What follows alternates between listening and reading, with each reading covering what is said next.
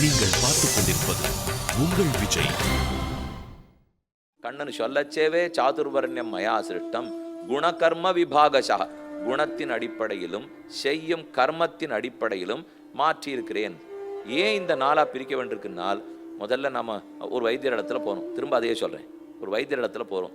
போன உடனே போய் அங்கே உட்கார், அந்த யந்திரத்தின் முன்னாடி உட்காரு, எல்லாத்தையும் கண்டுபிடிச்சு சொல்லும்னார். போனேன், கிட்டு கிட்டு கிட்டுன்னு மொத்தத்தையும், அதான் இப்போ அப்படியே உள்ள தள்ளி விடுறது. அந்த பெரிய இப்போ யந்திரத்துக்குள்ள உள்ள போயிட்டோம், அதை அப்படியே அலசி ஆராய்ஞ்சு வேதத்துக்கு அடுத்தது அதுதான்.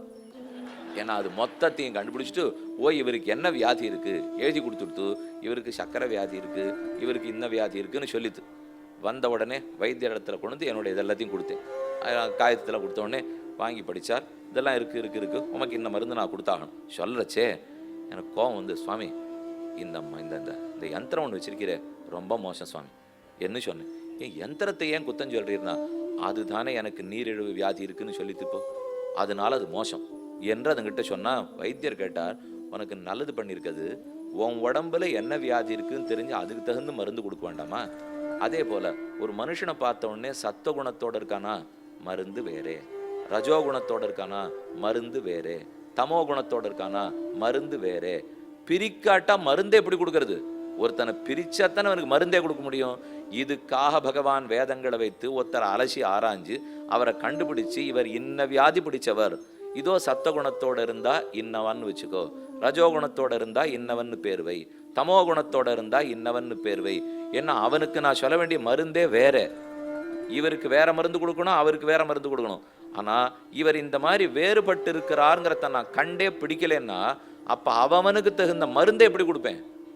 அப்ப வேதம் பண்ணிருக்கிறது, அவனுடைய வியாதியை கண்டுபிடிச்சு மருந்து இதுன்னு உனக்கு சொல்லியிருந்தா, அதை கோவித்து கொண்டு என்னை ஏன் பிரிச்சேன்டா, பிரிச்சிருக்கலன்னா இவன் மோட்சத்துக்கே போயிருக்க முடியாது. அது அவனுடைய அடிப்படை என்னன்னு பார்த்து, உனக்கு இந்த வியாதி இருக்கா, இந்த மருந்து வேதத்தை அத்தியனம் பண்ணு, நன்னா சொல்லு. உனக்கு இந்த வியாதி இருக்கா, சரி, எல்லாத்தையும் வியாதிகிரஸ்தனா தான் வேதம் சொல்றது. பிராமணனையும் நோயாளின்னு தான் சொல்றது, க்ஷத்ரியனையும் நோயாளின்னு தான் சொல்றது. ஏன்னால் பிராமணன்னு சொன்ன உடனேயே சரீரம் ஆத்மான்னு புரிஞ்சு விட்டேனே, க்ஷத்ரியன்னு சொல்லச்சேவே தேகமும் ஆத்மா ஒண்ணுன்னு சொல்றேன்னு அர்த்தமே. அதுதானே வியாதின்னு இத்தனை பார்த்துட்டு இருக்கோம். உனக்கு தேகாத்மாபிமானம், உடலும் ஆத்மாவும் ஒண்ணுங்கிறதான் வியாதி. அந்த வியாதியிலேருந்து உன்னை வெளியில கொண்டாகணும். இப்போ ஆனா இந்த மாதிரி உடல்ல நீ இருக்கே, அப்ப அதுக்கு தகுந்துதான் உனக்கு மருந்து கொடுத்து நான் உன்னை முன்னு கொண்டாகணும். ஏன்னால் அந்த உடலுக்கு இன்னொரு மருந்து கொடுத்தா ஏற்காது. பிராமண உடல் ஒருத்தர் சத்தகுணத்தோடு இருக்காருனால் அவரை போய் நீ நன்னா வியாபாரம் பண்ணு, நன்னா போர்க்களத்துக்கு போய் சண்டை போடு, அதனால் உன் வியாதி போகும்னால் அவருக்கு அது பண்றதே வியாதி ஆயிடும். அதனால அவருக்கு அதை சொல்லவே முடியாது. அதே ஒருத்தர் நன்னா வைசியன் இருக்கார், நன்னா சம்பாதிக்க போறார், சுகமா இருக்க போறார், நீ ஏகாதசி அன்னைக்கு முழுக்க பட்டினி இருக்கணும், தசமி அன்னைக்கு ராத்திரிக்கும் பட்டினி இருக்கணும், துவாதசி கார்த்தாலே முடிச்சு விடணும், நித்தியப்படி சஹஸ்ர காயத்ரி 1000 காயத்ரியான கார்த்தால மத்தியானம் சாயங்காலம் பண்ணணும், முடிஞ்ச அளவுக்கு வாஜபேய யாகம் பண்ணணும், இப்படியெல்லாம் நல்லா அத்தியனம் பண்ணி வைக்கணும் எல்லாருக்கும். இப்போ இப்படின்னு சொன்னால், ஏதோ வியாபாரத்தை பார்த்து கொஞ்சம் சுகமா மத்தியானம் தூங்கலாம்னு நினைச்சேன், அதுக்குள்ள நீர் சொல்றதெல்லாம் பார்த்தா இதை விட வியாதியே தேவையில்ல போல் இருக்கு சுவாமி. ஆகையால் தான் வேதம் முதல்ல எந்த நோயாளின்னு கண்டுபிடிச்சு பிரிக்கிறது. இவனுக்கு இந்த நோய் திரும்ப சொல்ல ஞாபகம் வச்சுங்க, 4 பேரையும் வேதாந்த நோயாளிகளாகத்தான் கூறுகிறது. 4 பேர்ல ஒத்தர நோயாளி இல்லே, இன்னொருத்தர் நோயாளின்னு சொன்னதானே தப்பு. நோயாளிகளுக்குள்ள என்ன நோயின்னு தான் அது வேறுபடுத்திருக்கே தவிர, நோயே கிடையாதுன்னு ஒருத்தரை சொல்லி நோய் இருக்குன்னு இன்னொருத்தரை சொல்லலை. ஏன்னா எப்ப பிராமணன்னு சொல்றதோ பிராமணன் சரீரத்துக்கு தானே, ஆத்மாவுக்கு ஏது பிராமணியம். எப்ப க்ஷத்ரியன்னு சொல்றதோ க்ஷாத்திரம் சரீரத்துக்கு தானே, ஆத்மாவுக்கு இல்லையே. அப்ப எப்ப இது பிரிச்சிருக்கோ அப்பவே அது குற்ற உணர்வோட பிரிக்கல, உயர்வு தாழ்வு வேணுங்கிறதுக்காக பிரிக்கல. இவனால இது முடியும், இவனால இது முடியாது, இவனால இது முடியாது, அவனால இது முடியும். அப்ப அவனுக்கு தகுந்ததை கொடுத்து தானே நம்ம முன்னு கொண்டாகணும். அப்படிங்கிறதுக்காக அது பிரிச்சு விட்டுருக்கே தவிர, இதுல பிரிவினைங்கிறது ஏற்படுத்தப்பட்டதே அல்ல, இருப்பது. வித்தியாசம் பார்த்துங்கோ. ஏற்படுத்தியதுன்னு தான் நம்ம குற்றம் சாட்டுறோம். வேதம் ஏற்படுத்தவே இல்லை. எதே போல இந்த யந்திரமா எனக்கு நீரிழிவு நோய் ஏற்படுத்திட்டு, அந்த யந்திரம் நீரிழிவு நோய் எனக்கு ஒரு ரத்த கொதிப்பு இருக்குன்னு கண்டுபிடிச்சு சொல்லித்தே தவிர, அந்த யந்திரம் எனக்கு ரத்த கொதிப்பை கொடுக்கல. ஆனா ஊர் தப்பா புரிஞ்சுட்டு இருக்கிறது, அந்த யந்திரம் தான் ரத்த கொதிப்பையே கொடுத்தது என்று நினைச்சுட்டு இருக்கோம். அது கொடுக்கல, நல்லது பண்ணிருக்கு எனக்கு. வேதங்கிற யந்திரம் உனக்கு நீரிழிவு நோய் இருக்குன்னு கண்டுபிடிச்சு சொல்றது. ஆனா நாம சொல்றோம், நீ எப்ப கண்டுபிடிச்சீரோ நீர் தான் சுவாமி குற்றவாளி என்ன சொல்லலாமா? அதனால இந்த வைத்தியர் உண்மையில யாருங்கிறத நம்ம புரிஞ்சுக்கணும். அது 4 பேரையும் அது பிரிக்கல. 4 நம்ம உடம்போட அனாதி காலமாக இருக்கிறது. இன்று நேற்றல்ல. பிரகிருதி என்னிலேருந்து இருக்கோ அந்த பிரகிருதியில சத்தம் ரஜஸ் தமஸ் அன்னிலிருந்து உள்ளது. பிரகிருத்தினால தான் நம்ம சரீரமே படைக்கப்படுறது. அப்ப அன்னிலேருந்து சத்வரஜஸ் தமஸ் இருக்கு. இப்போ அது முன்னாடி எப்படி பிறந்திருக்குமோ, அடுத்து என்ன செயல்கள் செஞ்சிருக்குமோ அதுக்கு தகுந்து தான் வரும். நான் பிறப்பால் பெரிய சாத்விகனா இருந்திருக்கலாம், உயர்ந்த சத்துவகுணத்தோடு இருக்கலாம். ஆனா என்னுடைய நடத்தையால நான் ரஜோகுணத்தை வளர்த்து விடலாம். நான் பிறப்பால் நிறைய ரஜஸோட பிறந்திருக்கலாம், ஆனா என்னுடைய நடத்தையால் சத்துவகுணத்தை வளர்ந்துக்கலாம். சாஸ்திரத்துக்கு எவ்வளவு கருணை பாருங்க. இந்த பிறவியில் நான் இதை போல் பிறந்திருக்கிறேன், சத்துவகுணத்தோடோ ரஜோகுணத்தோடோ தமோகுணத்தோடோ. ஆனால் நீ உன்னுடைய நடத்தையால எந்த குணத்தை வளர்த்து கொள்கிறாயோ அதற்கு தகுந்த அடுத்த பிறவி கொடுக்கிறேன் அது சொல்றதே தவிர, நீ இந்த பிறவியில க்ஷத்திரியனா பிறந்திருந்தால் அடுத்த பிறவி க்ஷத்திரியன் அது சொல்லவே இல்லையே. அப்படி சொல்லியிருந்தா தானே பெருங்குற்றச்சாட்டை ஏத்தணும். அப்படி இல்லவே இல்லையே. நான் எலியா பிறந்தவன் கூட இப்ப பிராமணனா பிறந்திருக்கலாம், நான் எங்கேயோ புலியா பிறந்தவன் கூட இப்ப க்ஷத்திரியனா பிறந்திருக்கலாம். அப்ப அதுக்கு விலங்குக்கும் பிராமண க்ஷத்திரியர்களுக்குமே அதுக்கு வித்தியாசம் பார்க்க தெரியாது. அப்படி இருக்கிறச்சே ஒருத்தன் இப்படியே பிறந்து பிறந்து இந்த வர்ணத்துல பிறந்தே கட்டுப்படுவான்னு சொல்லித்தானே சாஸ்திரம். போன வர்ணத்துல எப்படியோ நான் பிறந்தேன், ஆனா எப்படியோ நடந்துட்டேன். அந்த நடந்து கொண்டது எப்படியோ அதுக்கு தகுந்துதான் அடுத்த பிறவி எனக்கு கிடைக்க போறது. அப்போ அதை பார்த்து தான் அது மருந்து கொடுக்க போறது. இந்த வித்தியாசம் புரிஞ்சுட்டீங்கனாலே முதல்ல நம்ம குற்றம் சொல்லிட்டு இருக்கிறது குறையும். ஏன்னா தேவையற்ற குற்றச்சாட்டு சொல்றமே தவிர அது கண்டுபிடிச்சு கொடுத்த யந்திரம், அது இந்த சாதியை உருவாக்கின யந்திரமே இல்லை. அப்ப யார் சுவாமி உருவாக்கினான்னா ஒருத்தர் உருவாக்கல. மனிதனை யாரான் உருவாக்கினாளா? ஆத்மாவாரான் உருவாக்கினாளா? பறவைகள் ஆரான் உருவாக்கினாளா? இல்லையே. இருந்துட்டே இருக்கு. அப்ப இருப்பது மறுபடியும் பிறக்கிறது. அதே போலத்தான் சாதிகளும் இருந்து கொண்டிருக்கின்றன. அதை ஒன்றும் யாரும் புதுசா உருவாக்குறது கிடையாது. இல்லை மேல நாட்டிலெல்லாம் இல்லையேன்னா இல்லே நம்ம இங்க உட்காந்து குடுக்குள்ள சொல்லிட்டு இருக்கோம், அவ்வளவுதான். எங்கு பார்த்தாலும் இருக்கத்தான் இருக்கும். அங்க ஒரு மாதிரி மாறுதல் இருக்கும், இங்க ஒரு மாதிரி மாறுதல் இருக்கும். என்ன ஒண்ணு, அந்த நாடு முழுக்கவே ஒரு சாதியினா இருக்கலாம், இந்த நாடு முழுக்கவே ஒரு சாதியினரா இருக்கலாம், நம்ம நாட்டுல 4 சாதியினராக இருக்கலாம். ஆள் நிறைய இருக்கு, 4 சாதி நிறைய இருக்கு, அவ்வளவுதான் சொல்லணுமே தவிர 120 கோடி மக்கள் இருக்கா நிறைய இருக்க போறோம். ஆகவே இதெல்லாம் உருவாக்கப்பட்டவை அல்ல. அனாதி காலமா சத்தம் ரஜஸ் தமஸ் எப்படியோ 4 பேரையும் நோயாளிகளாக அடையாளம் கண்டுபிடித்து இந்தந்த நோயாளி இத்தத்தை செய்ய வேண்டும் என்று சொல்றதுக்கு தான் இந்த சாஸ்திரம்.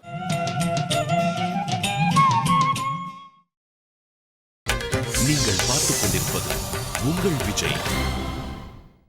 இந்த 4 பேருக்குள்ள ஒருத்தன் உயர்ந்தவன் ஒருத்தன் தாழ்ந்தவன், இன்னார் மோட்சத்துக்கு போலாம் இணையார் மோட்சத்துக்கு போக கூடாதுன்னு சொன்னால் நியாயம், அப்ப குற்றம். அப்படி சொல்லவே இல்லையே சாஸ்திரம். நீ எப்படி பிறந்து எப்படி இருக்கிறாயோ அந்த ஜாதியிலிருந்தே மோட்சத்துக்கு போலாம். நீ க்ஷத்திரியனா இருந்தாலும் உனக்கு முக்தி உண்டு, 4ஆம் வர்ணத்தவனுக்கு முக்தி உண்டு, முதல் வர்ணத்தவனுக்கு முக்தி உண்டு. போய் சேர்ற முக்தி அனைவருக்கும் ஒரே முக்தி. வைகுண்டத்துல பெருமாளை தான் பிரிச்சு வச்சிருக்காரா? இவர்கள்லாம் இங்கே உட்காந்துக்கிட்டோம், அவர்கள்லாம் அங்கே உட்காந்துக்கிட்டோம்ட்டு அனைவரும் ஒன்றாத்தான் இருக்கார். இப்போ பிறப்பாலே நம்மாழ்வார் 4ஆவது வர்ணத்தில் பிறப்பால் பிறந்தார். ஆனால் அவருடைய வாழ்க்கையில சத்தகுணம்னு வளர்த்து விட்டார். இப்ப திருமங்கையாழ்வார் கள்ளர் குலத்துல தான் பிறப்பால் பிறந்தார், திருப்பாணாழ்வார் பாணர் குலத்துல தான் பிறக்கும் போது இருந்தார். ஆனா அவர் வளர்த்து கொண்ட குணம் சத்தகுணம். அப்ப பகவான் அந்த சத்துவகுணத்துக்கு மோட்சம் கொடுத்துட்டார். இப்ப கேள்வி என்ன? சத்துவகுணம் இருந்தால் சாத்விகனுக்கு முக்தி. இது பகவான் வச்சிருக்கிற சட்டம். தாராளமா நான் எங்கு பிறந்திருந்தாலும் சத்துவகுணத்தை வளர்த்து கொள்ளலாம். சத்துவகுணம் வளர்றதுக்கு வேண்டியது என்னென்ன அடிப்படையோ அதை நாம் பண்ண தாராளமா சாத்விகன் எடுப்புறேன். இல்லைன்னா திருப்பாணாழ்வாரும் திருமங்கை ஆழ்வாரும் நம்மாழ்வாரும் மோட்சம் போயிருக்காளோ இல்லையோ? போனதோட மட்டுமில்லை, அந்த நம்மாழ்வாரும் திருப்பாணாழ்வாரும் என்ன சொல்றாரோ அதுதான் வேத வாக்குங்கிறார் ராமானுஜர். அப்ப இவர் பெரிய பிராமணரா பிறந்தாரு. அப்ப ஏன் இவர் பிராமணர் பின்னாடி போறது என்ன? நான் போய் லாபம் இல்லை, அவரிடத்துல தான் சத்துவகுணம் இருக்கு. அப்ப யாரிடத்தில் சாத்விக ஸ்ரத்தை இருக்கோ, யாரிடத்துல சாஸ்திரத்துல விசுவாசம் இருக்கோ, யாரிடத்தில் பகவானிடத்துல நெருக்கம் அருகாமை இருக்கிறதோ அவனைத்தான் பெரியோர்களாக சான்றோர்கள் ஏற்றுக்கொண்டிருக்கா. அதனாலே வேதத்தை இந்த குற்றத்துக்கு நம்ம ஆளாக்கவே கூடாது. அது ஒரு யந்திரம், கண்டுபிடிச்சு சொல்ற யந்திரம். யந்திரத்தை குத்தம் சொன்னா எப்படி தப்பு என்னதோ அதை போல வேதத்தை குத்தம் சொன்னாலும் தப்பு தான். இப்படி இந்த விஷயத்தை சொல்லிட்டு இருக்கணும் இல்லையோ? ஆரோ கேட்பா. இப்போ நீங்கள்லாம் கேட்டிருப்பீள், நீங்கள் போய் ஒரு 10 பேர்கிட்ட ஆளுக்கு சொல்லுவீள். அப்போ 1000 பேர் 10,000 பேர் ஆயிடுவாள் இல்லையோ? நாளைக்கு யாரான இந்த ஒலித்தகடு போட்ட உடனே அதை ஒரு 10,000 பேர் கேட்பா. கேட்ட உடனே வந்துட்டு இந்த சுவாமி இப்படி சொன்னாரா, ஏன் இந்த சாதிகளை பற்றி இவர் உருவாக்கினார்னுவா. இப்ப நான் பேசிட்டு இருக்கிறவன் சாதியை உருவாக்கினேன்னு சொன்னா என்ன முட்டாள்தனமோ அதுதான் வேதம் உருவாக்கித்துன்னு சொன்னாலும் முட்டாள்தனம். நானா இப்ப உருவாக்கினேன்? இங்க உட்காந்து 2 வார்த்தை அதை பத்தி பேசிட்டு இருக்கேன். பேசிட்டு இருக்கிறவாள்லாம் உருவாக்கினவாள் ஆயிடுவாளா? ஆக மாட்டார்கள். ஆனா உம்ம மனசுல அது வேணுங்கிறீரா வேண்டாங்கிறீரான்னா, என் மனசுல நான் வேணும் வேண்டான்னு சொல்றதுக்கு நான் உருவாக்கவே இல்லையே. அப்ப நான் எப்படி வேணும்னு சொல்ல? இல்ல சுவாமி, நீர் வேண்டான்னு வேணா சொல்லி பாருமே. என்ன வேண்டான்னு சொன்னதுனால என்னால் அழிக்கவும் முடியாது, வேணும்னு சொன்னதுக்காக என்னால் உருவாக்கவும் முடியாது, வேண்டான்னு சொல்றதுக்காக அழிக்கவும் முடியாது. அப்ப நீ எதுக்கு இங்க வந்தீர்? என்னதுக்கு உங்க வேலை என்னன்னு கேட்படும் இல்லையோ? அது வேணுமா வேண்டாமா, உருவாக்கினேன்னா அழிக்கிறத பத்தி கவலை இல்லை. இப்போ இந்த 4லையும் வித்தியாசம் இல்லாத மோட்சம் போயிடலாமாங்கிறத பத்தி யோசிப்போம். நான் சரீரம் இல்லை ஆத்மாங்கிற அடிப்படையில் ஆரம்பிச்சுட்டு, ஆனா அந்த சரீரத்தினுடைய ஜாதியை பத்தி இத்தனை நாளி நம்ம பேசியிருக்கோம்னால் அது வியாதி போக்குறதுக்கு கண்டுபிடிக்கப்பட்ட ஒன்று, அவ்வளவுதான். அந்த வியாதி போன இடத்தை பத்தி நான் யோசிக்கணுமா? வியாதி நீங்கிறப்ப எங்க அடைய போறேங்கிறத பத்தி யோசிக்கணுமா? இல்ல இப்ப வியாதியில இருக்கேன்னு அதான் அந்த வைத்தியர் சுவாமி நான் சரிப்படுத்தி விட்டுடுறேன்னு விடாரோ இல்லையோ, அதற்கப்புறம் அதை நம்பித்தானே மேல போகணும். வியாதியோடு இருக்கிறதுலயே சில பேருக்கு திருப்தி, அவ அதை போக்கிக்கிறதுக்கு திருப்தியே பட மாட்டா. இப்ப நம்ம 2த்துல எதுவா இருக்கணும்?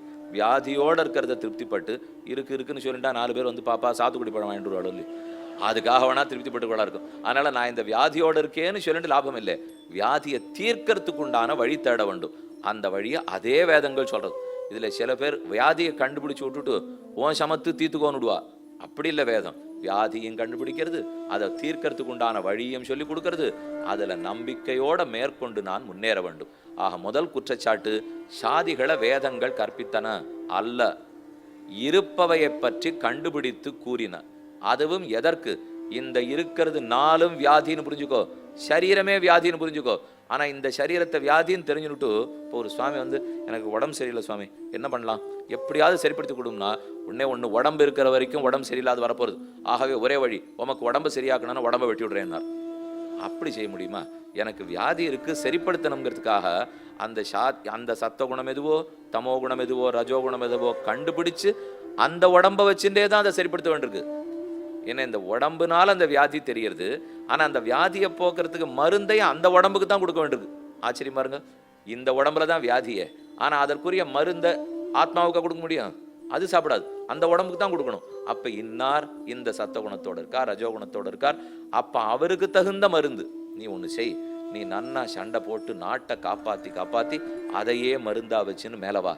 ஏன்னா உனக்கு நல்ல தைரியம் இருக்கு, ரத்தத்தை கண்டு கலங்காத தன்மை இருக்கு, எதிர்க்கணுங்கிற சக்தி இருக்கு. இதைத்தான் நான் உடம்புல வச்சு நான் பார்த்தேன், இதையே உனக்கு வழியா சொல்லி கொடுக்குறேன், வந்துடும். உனக்கு பட்டி கெடுக்க தயாரா இருக்க, வைராகியத்துக்கு தயாரா இருக்க, ஒன்றும் வேண்டாங்கிற, அப்ப நீ பிராமணனா இருந்து அதன் மூலம் வேதத்தை சொல்லி பட்டினி கடந்து முன்னுக்கு வந்துடும். நீயா நினைக்கச்சவே எதை வாங்கி எங்க வித்தா சரியா நடக்கும் நீ தான் தெரிஞ்சு வச்சுட்டு இருக்க. அப்ப நீ ஒண்ணு செய், நீ எங்கேயானு போய் பட்டினி கிடக்கலாம் ஆரம்பிக்காதே, அதெல்லாம் உனக்கு ஒத்து வராது. நீ நன்னா வியாபாரம் பண்ணு, நீ சம்பாதிச்சுன்னு வந்தியானத்தான் 4 ஏழைகளுக்கு நன்னா செய்ய முடியும். அப்ப வைசியனாரு நன்னா வியாபாரம் பண்ணு, நிறைய பேரு கொடு, அந்த வியாபாரத்தையே உன் கர்மமாக நினைச்சுன்னு முன்னுக்கு வந்துடும். இன்னும் ஒத்தொத்தருக்கு சொல்லி வச்சுடுத்து.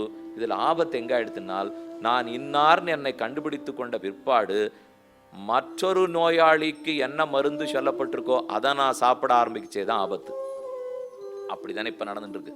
எந்த நோயாளின்னு எனக்கு கண்டுபிடிச்சாச்சு, இந்த நோய்க்கு இதுதான் மருந்துன்னு சொல்லியாச்சு. அப்புறம் இல்லை சொன்ன அந்த மருந்து நன்னா இருக்கேன்னா, அந்த வியாதிக்கு அந்த மருந்து நன்னா இருக்கும், இந்த வியாதிக்கு இந்த மருந்து தான் நன்னா இருக்கும். ஒருத்தர் மாற்று மருந்து சாப்பிட்டா என்ன ஆகும்? இந்த வியாதி குணமாகாது, பக்க விளைவுகளும் வரும். இந்த 2மே நடக்கிறதா? அதுதான் இப்போது நடந்து கொண்டிருக்கிறது. அவரவர்கள் எந்த நோயாளின்னு கண்டுபிடிக்கப்பட்டாலோ அதன்படிக்கு வாழ்க்கையை நடத்தணும். ஆனா அந்தந்த நோயாளிக்கு மருந்து உண்டு, சாப்பாடு உண்டு, எல்லாம் உண்டு. என்ன பிராமணர்கள் மற்ற இடத்துக்கு போய் அவெல்லாம் வேலை பார்க்கக்கூடாதுன்னு சொல்லிட்டு இருந்தா, பார்க்கக்கூடாதுன்னா வாத்தியார்களா இருந்திருக்கா, மருத்துவர்களா இருந்திருக்கா, வக்கீல்களா இருந்திருக்கா, ஏதோ ஒரு ரூபத்திலே, அதாவது தாங்களா ஒரு பொறுப்பை ஏற்றுக்கொண்டு தாங்களா பணத்தை முதலீடு செய்யாதத்துல தான் இருந்திருக்கா. ஏன்னா அவர்களுக்கு அது ஒத்து வராது. அப்படியே சுவாமி, ஏன் பிராமணர்கள்லாம் முதலீடு செய்யக்கூடாதுங்கிறீர்கள்? அது வைசியர்களா இருந்தாலும் வச்சுங்க, அப்ப எத்தனை கடன் இல்லாத கலங்காத அவளுக்கு தூங்க முடியும். எவ்வளவு கடன் அவ வாங்கியிருந்தாலும் நாளைக்கே ஒரு நஷ்டம் வரப்போறதுனாலும் நாளைக்கு சமாளிக்கலாம் அப்படின்னு நன்னா தூங்குவா வைசியர்கள். ஆனா பிராமணனா இருந்து இவர் கடனை வச்சுட்டு ஒரு நாள் நஷ்டம் வரட்டும், பிராமணனுக்கு வழக்கமே என்ன தெரியுமோ, அன்னன்னைக்கு வரும்படி வந்துட்டே இருக்கணும். இப்பதான் அவருக்கு ஒத்து. நீங்களே யோசிச்சு பாருங்க, நான் வெறுமை சொல்லலை, இப்போ ஒரு நாளும் வரும்படி வரணும். ஆனா வியாபாரின்னு இருந்தா இன்னைக்கு விட தெரியணும், நாளைக்கு எடுக்க தெரியணும். இந்த ரெண்டுத்துக்கும் தைரியமா தூங்க தெரியணும். அப்படி இருந்தா தானே ஒரு வியாபாரி. அது நிச்சயமா அந்தனால பண்றதுக்கே முடியாது. அன்னைக்கு நன்னா திருப்தியா சாப்பிட்டுருக்கணும், கொஞ்சம் மிச்சம் இருந்திருக்கணும், அதை எல்லார்ட்டையும் சொல்லிட்டு திருப்திப்படுத்தணும், தூங்கி போடணும். இப்படித்தான் இவருக்கு நடக்குமே தவிர, அப்ப அந்த மாதிரி நம்ம உடம்ப நாம வச்சுனுட்டு மேற்கொண்டு எதையோ பண்ணோம்னால் அப்ப எத்தத்துல யார் இருக்கணுமோ. இப்ப கல்வி கற்பிக்க தெரியும், ஒருத்தருக்கு பார்த்து நல்லது தீயது எடுத்து சொல்ல தெரியும்னா அதைத்தான் அவர் செய்யணும். ஒருத்தருக்கு நல்ல தோல் வலிமை இருக்குன்னா அதை அவர் செய்ய போறார். இதை கண்டுபிடிச்சு தான் சாஸ்திரம் சொல்லியிருக்கு. ஆனால் சற்று இன்றைய சூழ்நிலையிலே ஒரு சின்ன கட்டம் இதில் இருக்கு. ஏனால் அன்றைய சூழ்நிலையில் யார் எதது பிறப்போ அந்த பிறப்பின் அடிப்படையில் மட்டும் இந்த சாதி சொல்லப்பட்டு இந்த பிறப்பின் அடிப்படையில் இந்த தொழிலை ஏற்றுக்கோன்னு சொல்லிட்டோம். ஆனால் இன்று காலப்போக்கில் அது நிறைய குழப்பம் ஏற்பட்டு போய் சொல்லியோ. அதனாலதான் இந்த கேள்விகள்லாம் பிறந்தன. நீங்கள் பார்த்துக் கொண்டிருப்பது உங்கள் விஜய். இன்று காலப்போக்கில் அது நிறைய குழப்பம் ஏற்பட்டு போய் சொல்லியோ. அதனாலதான் இந்த கேள்விகள்லாம் பிறந்தன. இல்லைன்னா இது பிறந்திருக்காதே. அப்ப இப்ப எப்படி வச்சுக்கணும்னால், பிறப்பால ஒன்றாக இருக்கலாம், ஆனால் நடத்தையாக மற்றொன்றாகவும் இருக்கலாம். இதுக்கு சாட்சி என்னைக்கோ இருக்கு. இன்னைக்கு மட்டும் இல்லை. பிறப்பால் விஸ்வாமித்திரர் க்ஷத்ரியர், ஆனா வளர்ந்து பிரம்ம ரிஷி பட்டம் வாங்கி விட்டார். பிறப்பால் பரசுராமர் பிராமணர், ஆனா அவர் கோபத்தால் க்ஷத்ரியனாகவே நடந்து விட்டார். ஆக அன்னிலிருந்தே இது சற்றே உள்ளது. எதுவா இருக்கணும்னா அவரவர்கள் முடிவு பண்ணிக்க வேண்டியதுதான். எதுவா இருந்தாலும் மோட்சம் உண்டு. திரும்ப சொல்றேன், எதுவா இருந்தாலும் நோய் தான், எதுவா இருந்தாலும் அந்த நோயை போக்கி ஆகணும், எதுவா இருந்தாலும் மோட்சம் உண்டு. இப்படிங்கிறத வேதம் நல்லதே. இதுதான் உண்மைன்னு யதார்த்தத்தை எடுக்க சொல்ல வந்தா அதையே நம்ம குற்றம் சொன்னோம் நடக்குமா? அப்ப அந்த வைத்தியர் குற்றம் சொல்லிட்டா என்னாச்சு? ஒருத்தர் தான் எனக்கு இருக்கிற நோயை கண்டுபிடிச்சு வைத்தியமே பண்ண தெரிஞ்சவர். அவரை இதை போல 4 குற்றச்சாட்டு ஆரோபணம் பண்ணிவிட்டு நான் கிட்டக்க போகாது இருந்தேன்னால் எனக்கு வேற கதியே இல்லாத போடும். ஆக முதல் குற்றச்சாட்டு பார்த்தோம், பதில் என்னங்கிறத விண்ணப்பிச்சேன். அடுத்த குற்றச்சாட்டு, ஏன் ஒரு சிலருக்கு மட்டும்தான் வேதங்கள், அனைவருக்கும் வேதம் கூடாதா? ஏன் பெண்கள் வேதம் ஓதக்கூடாதுன்னு சொல்லுகிறார்கள்? இப்போ இன்னும் கொஞ்சம் பெரிய கூட்டத்துக்கு வந்துட்டோம். ஏற்கனவே 4 பேரோட இருந்தது, இப்ப 2 பேர், ஆண் பெண், அவ்வளவுதான். அப்ப உட்கார்ந்து இருக்கிறவா யார் அதிகம் அடி எனக்கு தெரியாது. இப்போ இருந்தாலும் சொல்றேன், உண்மையா பேசுறதுக்கு 4 பேர் இருந்தாலும் அதுதான், 400 பேர் இருந்தாலும் அதுதான். முதல்ல ஒரு அடிப்படை வார்த்தை சொல்றேன். அந்த வார்த்தைங்கிறது அப்படியே சரின்னு எடுத்துக்க வேண்டாம். ஆனா அதை விளக்கினப்புறம் உங்களுக்கே அது என்னன்னு புரிஞ்சிடும். பெண்கள் வேதத்தை சொல்லுவது கூடாது, காயத்ரி மந்திரத்தை ஜபிப்பது கூடாது, இன்னென்ன மந்திரத்தை ஓங்காரத்தோட சொல்லுவது கூடாது. கூடாது கூடாது கூடாதுங்கிறத தானே பெரும் குற்றட்டா சொல்லிட்டு இருக்கோம். ஆனா வேதத்துக்கு ஒரு வழக்கம், வேண்டாம் தேவையில்லை என்றிருந்தாலே அது கூடாதுன்னு தான் சொல்லும். ஏனால் நம்ம ஒரு குழந்தை இடத்துல ஒன்று அவனுக்கு தேவையில்லைன்னு வச்சுங்களேன். இப்போ அவர் சொல்றார், இப்போ ஒரு பிள்ளையை படிக்க வச்சிருக்கேன், 10 வயசு ஆகுது, அவன் 5ஆவது போயிட்டு இருக்கான். அப்போ அவனுக்கு இன்னது படிச்சதுன்னா தான் அவன் முன்னுக்கு வந்துட்டு இருக்கான், அவன் படிப்பை அவன் பார்த்துட்டு இருக்கான். ஆனால் அவனுக்கு உடனே தோணித்து, நான் போய் அவன் நன்னா நீச்சல் கற்றுன்னு வந்தேன்னா உடம்புக்கு நல்ல சொல்லியோ செய்யட்டும், சக்கரத்தை காலில் கட்டிட்டு அப்படியே ஓடி போயிட்டு வந்தோன்னா நல்ல சொல்லியோ செய்யட்டும். அந்த சமயத்திலே பரீட்சைக்கு அவன் படிச்சுட்டு இருக்கான். நான் இன்னைக்கு பரீட்சை வருதுன்னு வச்சுங்க, அப்போது நான் சக்கரம் கட்டிட்டு கொஞ்ச நாள் ஓடி போயிட்டு வரேன் அப்படின்னு சொல்கிறான். இப்போ அந்த பரீட்சைக்கு அந்த சக்கரத்தினால ஏதாவது உதவி இருக்குமா? இல்லையோ? இல்லைப்பா, இந்த பரீட்சைக்கு அது உனக்கு தேவையில்லை. இப்போ உன்னுடைய லட்சியம் பரீட்சையில் நன்னா எழுதுறது, அந்த லட்சியத்துக்கு அந்த சக்கரத்தை கட்டின்னு போகிறது இப்போ தேவையில்லை, அது வேண்டாம், விட்டுடும். அது தேவையில்லைன்னு முதல்ல சொன்னா, அந்த பிள்ளை தேவையில்லைன்னு சொன்னா விட்டுட முடியுமா?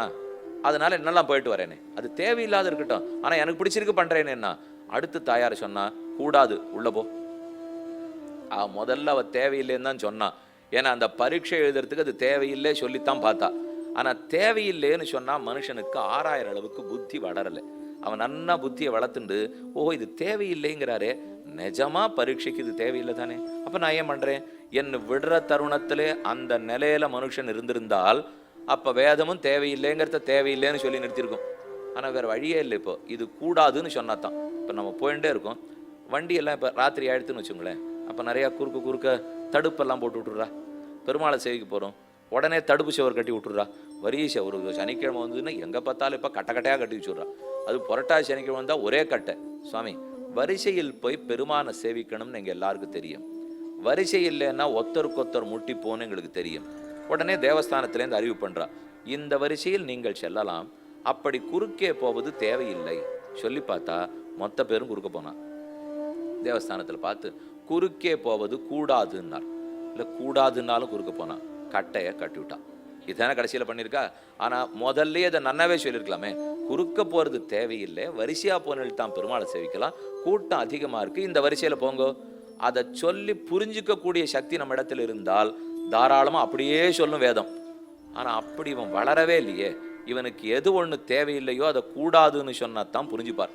ஆகையால் தான் பல விஷயங்கள் கூடாது கூடாதுன்னு கூறப்படுகின்றன. நாம் அந்த வித்தியாசத்தை இப்பவும் ஆராய்ச்சி பண்ணி பார்த்தா புரிஞ்சு விடலாம். ஏன் கூடாதுன்னு சொல்றது இப்போ சொல்றேன். ஏன் அவளுக்கு தேவையில்லைங்கிறீர்னால், தேவையில்லைன்னு நீர் யார் சுவாமி சொல்றது? ஒரு நல்ல வழி இருக்கு, அப்ப அந்த வழியை நான் பண்ண மாட்டேனா? நீர் யார் தேவையில்லைன்னு சொல்றதுனால் உன்னுடைய தேவை வேற இடத்துல இருக்கே, அதனாலதான் இதை தேவையில்லைங்கிற சாஸ்திரம். இப்ப என்ன ஆயிடும், இதை பண்ணணும்னு ஆரம்பித்தா எது இவருடைய முக்கியமான தேவையோ அந்த காரியம் கெடும். ஒரு பெண்ணுக்கு முக்கிய காரியம் எது? பெருமாளுக்கு உண்டான நைவேத்தியத்தை பண்ணணும், அவருக்குண்டான புஷ்பத்தை தொடுக்கணும், அவருக்குண்டான சந்தனத்தை அரைக்கணும், குடும்பத்துங்க படகை மாலுமியாட்டம் ஒழுங்கா செலுத்தணும், அதற்கப்புறம் குழந்தைகளை நன்னா வளர்க்கணும். இதை விட்டுட்டு நான் வேதாத்தியனம் பண்ண வரேன்னு சொன்னாலும் வச்சுங்க, ஒன்றும் கவலை இல்லை. இப்போ ஆண்களே பண்ணல, அதனால் பெருசாக கவலைப்பட வேண்டாம்ப்போ. இருந்தாலும் சொல்கிறேன், ஒருவேளை அவள் வேதாத்தியனம் பண்ண வரேன்னால் அத்தியனம் பண்ணுறவன் பட்னி கிடக்கணும், அத்தியனம் பண்ணுறவன் சாத்தகம் பண்ணணும், அத்தியனம் பண்ணுறவன் ஜலத்துக்குள்ளே நின்றுண்டு இத்தனை பஞ்சாதியை இந்த உரத்த குரல்ல சொல்லி பார்க்கணும், அத்தியனம் பண்ணுறவன் ஆச்சாரியனுக்கு அத்தனை கைங்கரியம் பண்ணணும். இதெல்லாத்துக்கும் நேரம் பிடிக்குமே. கார்த்தால 4 மணிக்கு எழுந்திருந்து ராத்திரி 10 மணி வரைக்கும் இத்தனையும் பண்ணாதான் அவர் அத்தியனம் பண்ணலாம். இதை ஒரு பெண்ணு தாம் பண்ணுறேன்னு சொல்ல ஆரம்பித்தா, அப்போ அவளை எதற்காக பகவான் ஏற்படுத்தி வச்சிருக்காரோ அந்த காரியத்தை யார் பார்க்கறது? அப்போ அந்த காரியம் கட்டுப்படும் இல்லையோ? அந்த காரியம் கட்டுப்படும்னு சொன்னால் புரிஞ்சுக்க மாட்டானா அந்த காரியத்தில் அவளை நிறுத்தி ஆகணும். அப்படிங்கிறதுக்காக வேற வழியே இல்லை, கூடாதுன்னு தான் சொல்லி ஆகணும். ஏன் அவர்களுக்கு அந்த காரியம் கொடுக்கல? பெண்களுக்குத்தான் வேதாத்தியனம், ஆண்களுக்குத்தான் தளிகை. இன்னும் ஏன் பெருமாள் வைக்கல?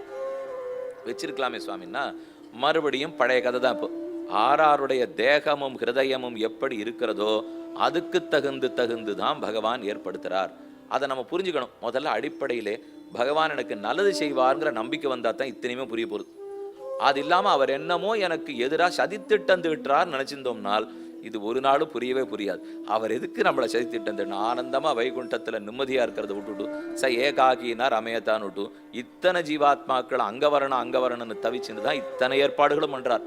ஜீவனுடைய சுவாதந்திரத்துக்கு இடம் கொடுத்து அதையும் கெடுத்துடாமல் அவனுக்கு ஒரு கட்டம் வந்துடாம அழைச்சின்னு வரணும்னு பார்க்கறாரு இல்லையோ? அப்ப பெண்களுடைய ஹிருதயம், பெண்களுடைய தேகம், இதை பார்த்து தான் சிலது இவர்களுக்கு ஒக்கும். ஆண்களுடைய உடல், ஆண்களுடைய உள்ளம், இதை பார்த்து சிலது ஒக்கும். என்ன இவர்களுக்கு சிலது ஏற்படுத்திக்கிறார், அவளுக்கு சிலது. ஆண்கள் கல்யாணம் பண்ணிட்டு பெண்ணோட புக்ககத்துக்கு போனா என்ன போலாம் இல்லையா? பெண்கள் கல்யாணம் பண்ணிட்டு அந்த ஆணுடைய வீட்டுக்கு தான் குடிபெயர்ந்து போனோமா சுவாமி? ஆண் பண்ணிட்டு போனா என்னன்னால், எந்த செடியே இந்த இடத்துல விதைச்சுட்டு அதுலேருந்து நாத்தை மாற்றி நடுறோம் தெரியுமா? அந்த நாற்று மாற்றி நடுறதுக்குன்னு சில செடிகளுக்கு தான் தாங்குற சக்தி உண்டு. இப்போ நம்ம நாற்று மாற்றி நடுறோன்னுட்டு நெல் வச்சுருக்கோம், இப்போ நெல் போட்டிருக்கோம், நெல் செடியை நாற்று மாற்றி நடலாம். தென்னை மரத்தை நல்லா விதைச்சிட்டு தென்னை மரத்தையும் நாற்றை மாற்றி இன்னொரு இடத்துல கொஞ்ச நாள் கழிச்சு கொண்டு போய் கடுங்கோன்னு யாரும் சொன்னதே கிடையாது.